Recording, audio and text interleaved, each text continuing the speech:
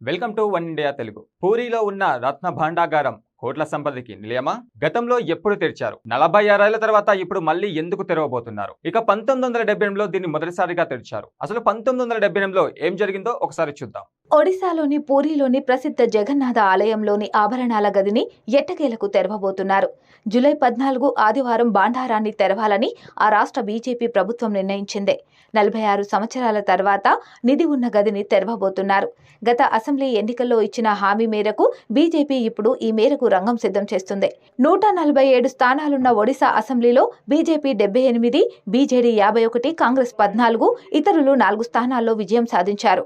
మోహన్ చరణ్ ముఖ్యమంత్రిగా ఎన్నికయ్యారు. పూరి జగన్నాథుని ఆలయ తలుపులు తొలగించడం, ఆభరణాల గది తెరుస్తానని బీజేపీ ఎన్నికల సమయంలో హామీ ఇచ్చింది. హామీ ఇచ్చినట్లుగానే జూన్ 13న ఆలయంలోని 4 తలుపులు తెరిచారు.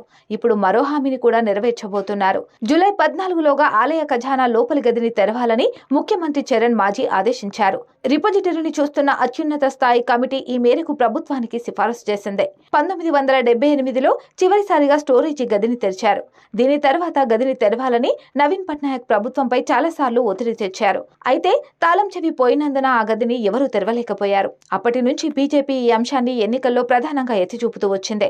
ఇక ఎట్టకేలకు బీజేపీ అధికారంలోకి రావడంతో హామీ ఇచ్చినట్లుగానే నిధిని తెరవబోతున్నారు. ఈ స్టోర్ హౌస్ లో పురాతన బంగారు మరియు వజ్రాల ఆభరణాలు, విలువైన రత్నాలు మరియు రాళ్లు, వెండి పాత్రలు మరియు విలువైన ఆభరణాలు ఉన్నాయి. 120 కిలోల కంటే ఎక్కువ బంగారం మరియు 221 కిలోల వెండిని కలిగి ఉందని చెబుతారు.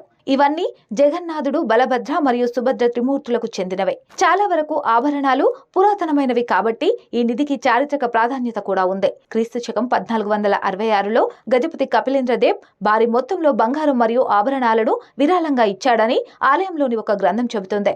2018లో అప్పటి ప్రభుత్వం ఈ రత్న భాండాగారంపై కీలక వ్యాఖ్యలు చేసింది. ఇందులో ఇంత సంపద దాగుందని యావత్ భారతదేశం కూడా సంభ్రమాచారాలకు గురి చేసింది. ఇక అప్పటి ప్రభుత్వంలో మంత్రిగా ఉన్న ప్రతాప్ జానా అయితే దీనిపైన కీలక వ్యాఖ్యలే చేశారు. అసలు ప్రతాప్ జానా అప్పుడు ఏం చెప్పారో ఒకసారి చూద్దాం. పూరి జగన్నాథుడి ఆలయ సంపదను 46 ఏళ్ల తర్వాత లెక్కించనున్నారు. జూలై 14 నుంచి ప్రభుత్వం నియమించిన కమిటీ ఆధ్వర్యంలో ఈ లెక్కింపు మొదలు కానుంది. పూరి జగన్నాథుడి రత్న భండార్ రహస్య గదిని తెరిచేందుకు అధికారులు సిద్ధమవుతున్నారు.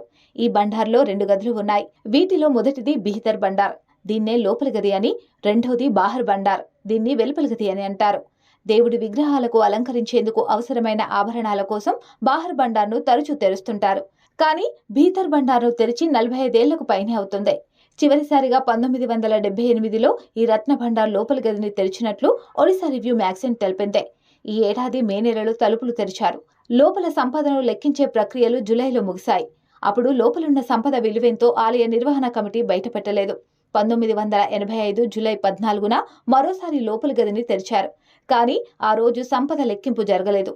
ఈ విషయంపై 2018 ఏప్రిల్లో అసెంబ్లీ వేదికగా ఒడిశా ప్రభుత్వం స్పందించింది. 1978 లెక్కల ప్రకారం రత్న భండార్లో 12,831 భారీల బంగారం, 22,153 భారీల వెండి ఉన్నట్లు రాష్ట్ర న్యాయశాఖ మంత్రి ప్రతాప్ జైనా వెల్లడించారు. అంతేకాదు 1978 నుంచి 2018 మధ్య భక్తులు సమర్పించిన బంగారం, వెండి ఆభరణాల విలువలను లెక్కించాల్సి ఉంటుందని ప్రతాప్ జైనా చెప్పారు. 2018 ఏప్రిల్లోనూ ఒడిశా హైకోర్టు ఆదేశాలపై రత్న భండార్ లోపలి గదిని తెరిచేందుకు అధికారులు ప్రయత్నించారు. అయితే ఆ ప్రయత్నం సఫలం కాలేదు.